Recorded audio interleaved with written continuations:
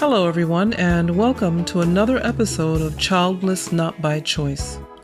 Before we get started, I would like to thank my sponsors and my supporters. First, I would like to thank Morgan Air Conditioning, Sales, Service, and Installation, serving Tampa, Florida, and the surrounding areas. Morgan Air can be reached by calling 813-500-7765. That's 813-500-7765. Thank you, Morgan Air, for recognizing the vision of Childless Not by Choice and being a part of it. And thank you for all your work in the community. Next, I would like to thank Alba Digital Media for creating my website, www.childlessnotbychoice.net, and for producing this podcast. To contact Alba Digital Media for your web building and podcast production needs, visit www.albadigitalmedia.com. That's www.albadigitalmedia.com. Thank you, Alba Digital Media, for making me look good and sound good. Finally, I would like to thank Devoted, the musical duo who created my theme music. Thank you, Devoted, for your beautiful music and your awesome talent. To contact Devoted for your music needs, email devotedministries@gmail.com. That's devotedministries@gmail.com. And if you would like to become a one-time or ongoing sponsor of Childless Not by Choice, please contact me at Civilla@civillamorgan.com. That's Civilla@civillamorgan.com. Thank you so much for listening, and now on to the show. Well, hello everyone. Thank you for visiting another episode of Childless Not by Choice. I appreciate your taking the time to listen in once again. Thank you to my repeat listeners, and if you are listening for the first time, I hope you will come back for another visit. Please remember to tell your friends all about the show, and please feel free to share. As you know, Childless Not by Choice is all about spreading the great news that we can live a joyful and relevant life, although we did not have the children that we so desired. With me today is a special guest, and she, in a way, falls under the Childless Not by Choice demographic, but you'll see what I mean when I say in a way, because as many of you know, my niche is to speak to and encourage the woman and the man who will probably never have children, but my guest today, Mrs. Hadassa Tripp, is she has her very own platform, and on her platform, the Waiting Womb Trust, they are believing for a child. Every woman in that group is believing for a child. So I cannot wait for you to hear her story and the story of the thousands of women who are following along and trusting along with her. I think it's just such an awesomely beautiful story and group and platform. So I want you to hear what Mrs. Hadassa Tripp has to say today. And just reading her quick bio here, she says that she founded the Waiting Womb Trust, an organization that brings together couples, women and men who have walked the child waiting journey and succeeded on or are still in wait. And she also creates awareness about childlessness. So that's how we are very similar. She says we support such by sharing experiences, encouraging, and waiting together. I think that's absolutely beautiful. She continues by saying that we have also partnered with some doctors to help needy cases or just waiting wombs in general. Childless couples, and mostly women, go through quite a bit. So this is how Hadassa is using her life to help. Hi, Hadassa. How are you doing today? Hi, Civilla. I'm fine, thank you. How are you? I'm fine, thank you. We've tried so many times to get this interview going, and so I'm so glad that we finally are making it happen now. So great to hear your voice. And as many of you know, I'm here in the U.S. and Hadassa is in Kenya, and so I know that we're 7 hours apart. So just making this happen is just an awesome thing. And I love technology when it works. That's true. Exactly. So, well, let's just jump right in. Let's get started.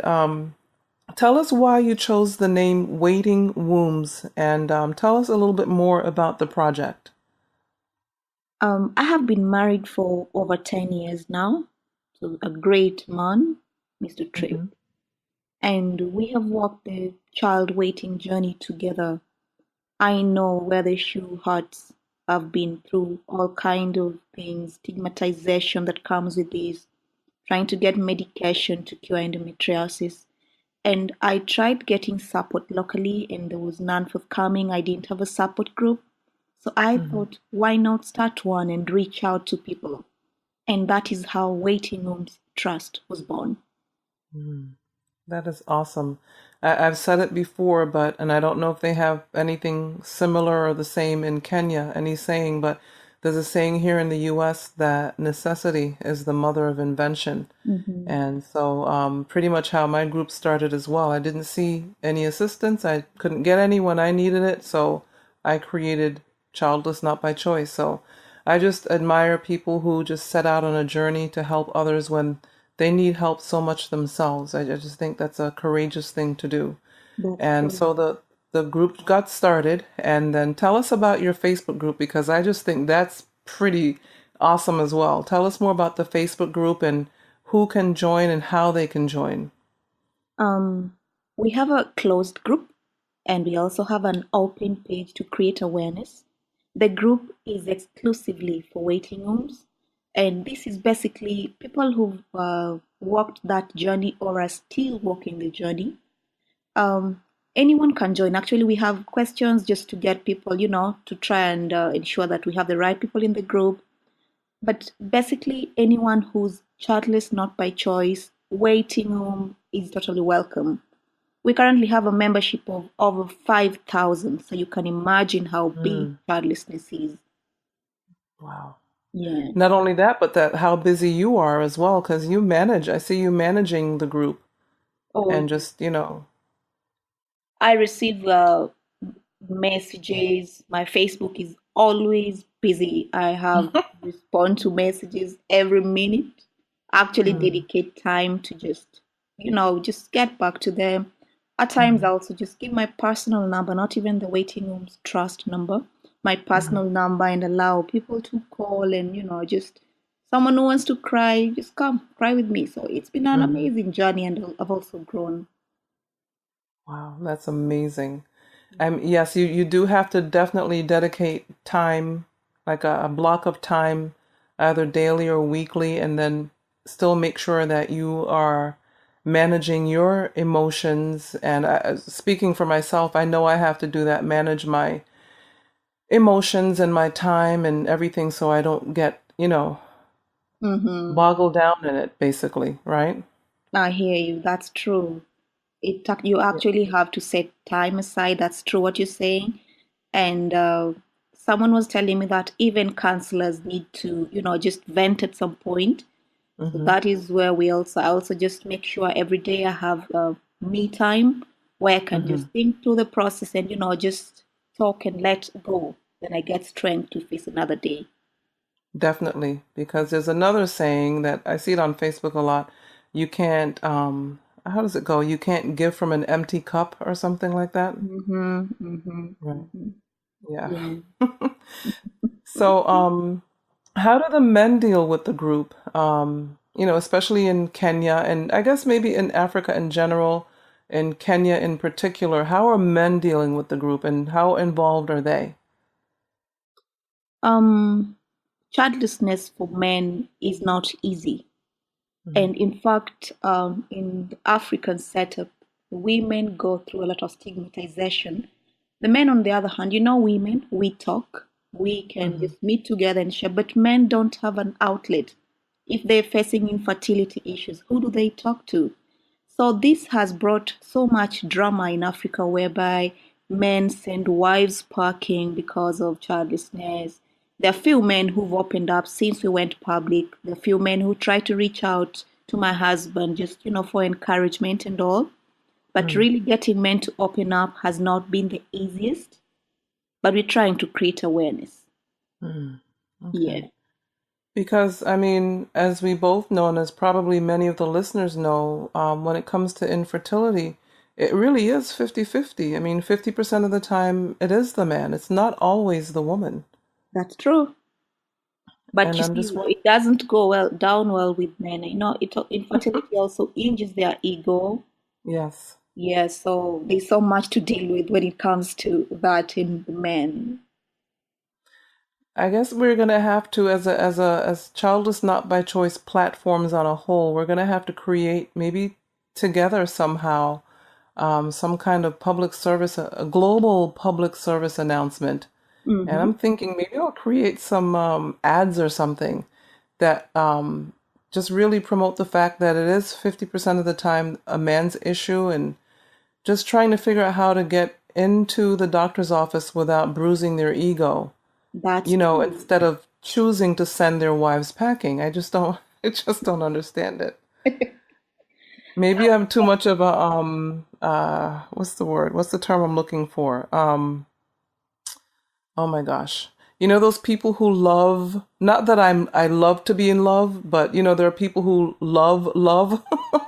So you don't understand how somebody could, fall in love, get married, and then just because their wife can't have children, they send them packing. I mean, I just don't get it. Imagine in Africa, it happens every day. Even Oh in-laws my and gosh. women parking, or now that leads to men going out of their homes. I mean, Hmm. that is unfaithfulness. It's an issue we deal with every single day. In our group, we have over 100 women who've been sent packing because of childlessness. Yeah, and I actually I'm a member of your group, and I read something today about a woman who recently mentioned that she was sent away, Mm-hmm. and I read it and I couldn't believe it. I Mm-hmm. just I don't know. We really need to create more awareness, and I know it will come. And I know with all of these different childless not by choice platforms, including yours, who has over 5,000 members, I just really believe that we're on the brink of just creating global, worldwide awareness about this and just That really opening up the conversation. And I'm just so excited to be in this space at this time, and I'm just so happy that you're here too, because I know that our platforms are slightly different because the women in your group are still hoping and waiting, and I think that's a beautiful thing. mm-hmm. So, how long has the Waiting Womb Project been in existence? I went public on the 8th of March. That was the International Women's Day. Hmm. So I can say the organization has been running since then, March of 2017.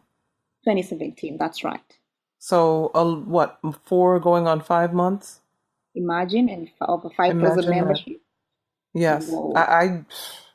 I'm just blown away.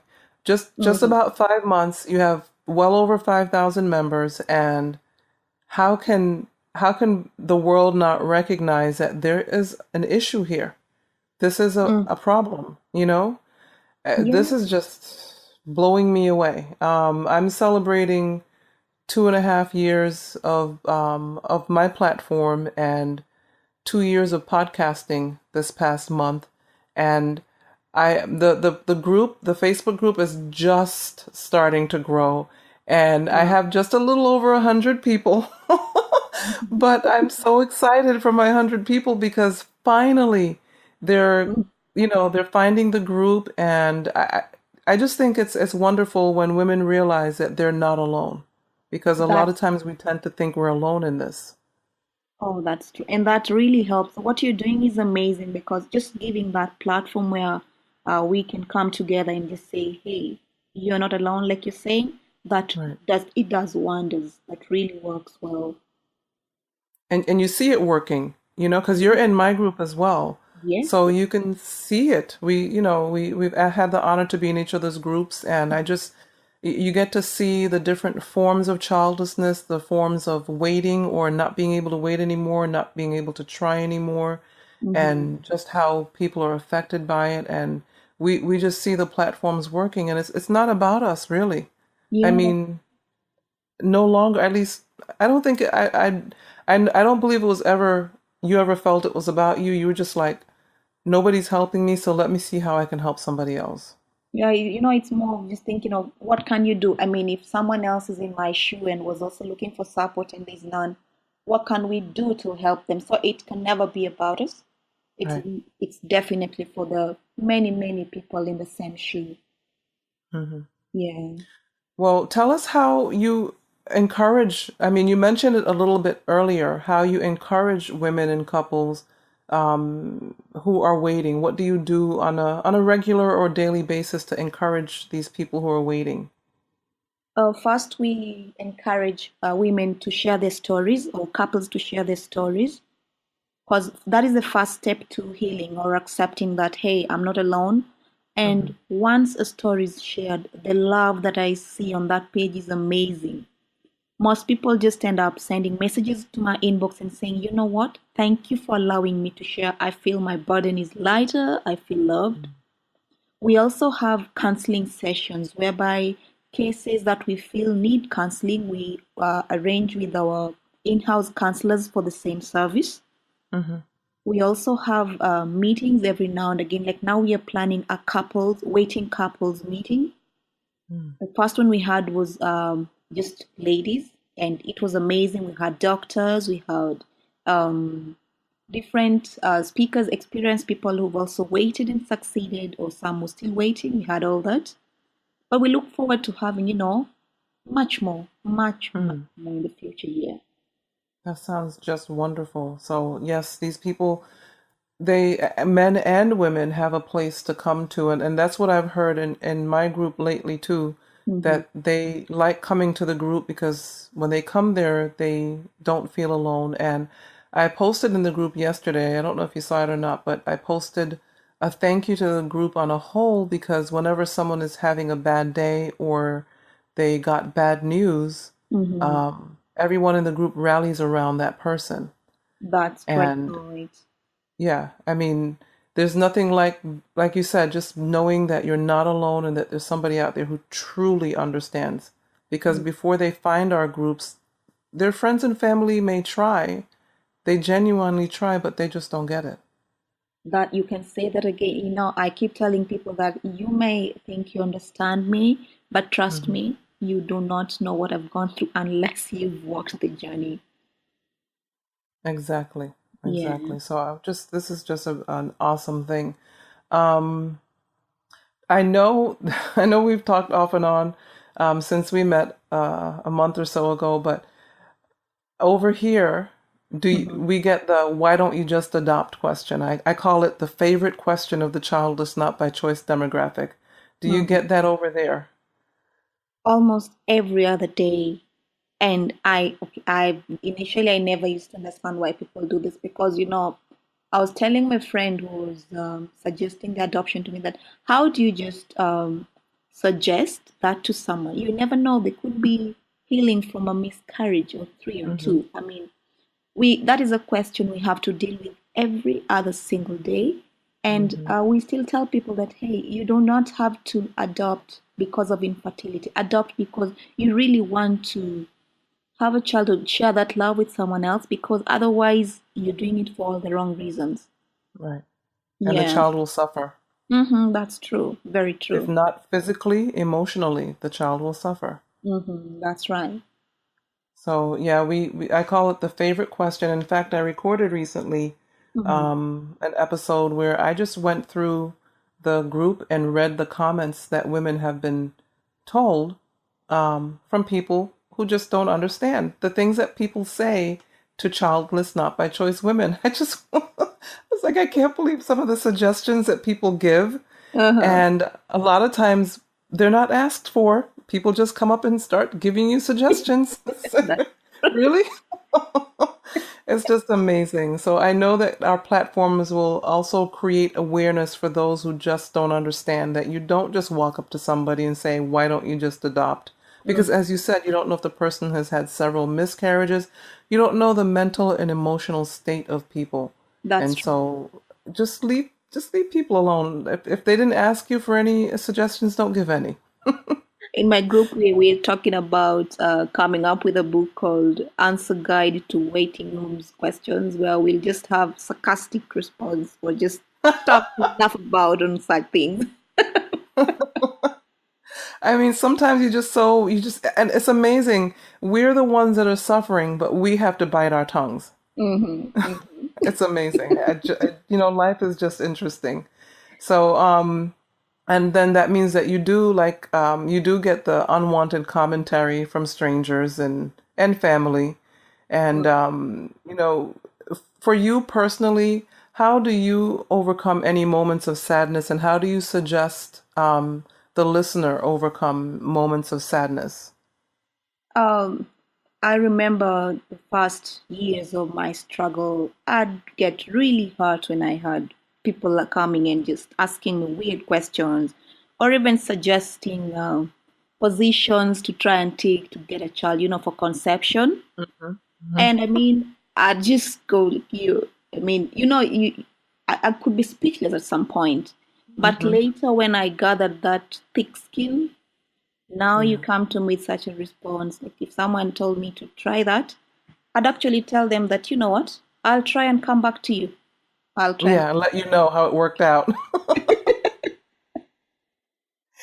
You know, before you mentioned that, I was just thinking as I read the list of the things that women have been told, one Mhm. of the things was one of the women said that she was told to have sex on a Sunday.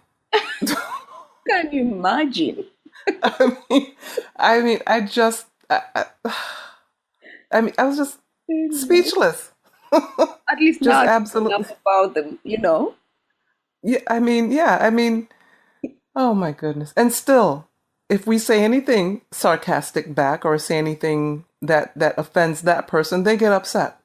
That's true. But That's true. but they feel like they can tell you something like that. Yeah, yeah, that's very true. Oh There's boy. someone who was sharing that she was told to buy Red Bull, the drink, and Oh to my use it goodness. just immediately after intercourse, and then she'd conceive. Very weird stuff. Oh my goodness. I mean, did they do that? Did they try that? No, Is that what they did? no, they did. That would be the question. Oh, is that something that you tried? And then they think you're being, sarcastic or smart with them. And, we really, on a serious note, we really have to get the word out that it is not okay Mm, to approach women who are childless, not by choice, and say foolish things to them. yeah, That we are truly mentally and emotionally dealing with things. yeah, And some of us are not doing so well, and, some are. And those of us who have decided and chosen to take the high road and to help others, it doesn't mean that sometimes we don't have our moments, but and maybe I should speak for myself, but mhm, there are times when I have my moments, and you know we have to recognize that people are dealing with things. Everybody's going through something. We can't just walk up to somebody and say something thinking that because it's childlessness that it's somehow different than some other trauma or crisis. I agree. I totally agree. So we definitely have to get the word out. But as we wrap up our conversation, did you have anything that you wanted to add? Anything that you wanted to be sure that the listener knew? I do have your contact information, and Mm, I'm going to put it in the show notes. Waitingwombstrust.org yeah. and Hadassa at waitingwombstrust.org, right? And the closed group is waiting rooms in bracket WW. You can also just mention that for anyone who needs support. That's okay. You're welcome. So www.waitingwombs. No, the closed face group page. Oh, No, sorry, okay. the group. Yeah, the group waiting rooms in bracket WW. Okay. Yeah, maybe you can just Got it. mention that. Yeah, Okay, so waiting for the Facebook group, waiting wombs, and then WW in brackets or parentheses.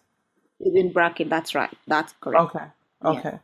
All right, so that information will be in the show notes. So three ways to get in contact with Hadassa and with her group and with the waiting room. So if you are still waiting, if you're not necessarily childless not by choice, and to the point where you will no longer have children, which is the woman that I, especially speak to as a woman myself who can no longer have children.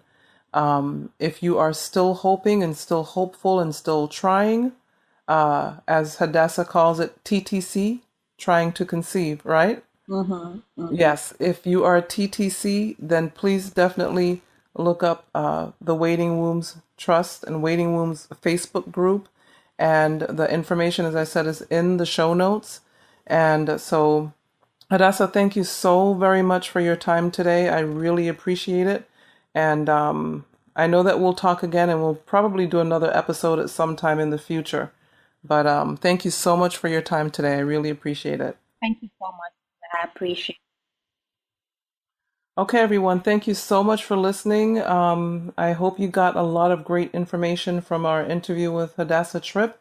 Remember to go to Facebook to search for her group, Waiting Wombs, and then WW like Waiting Womb in brackets on Facebook. And if you're having trouble finding her, let me know and I'll point you to the right place. But all of her information is in the show notes, as is mine. So thanks for listening. Until later, until next time, bye.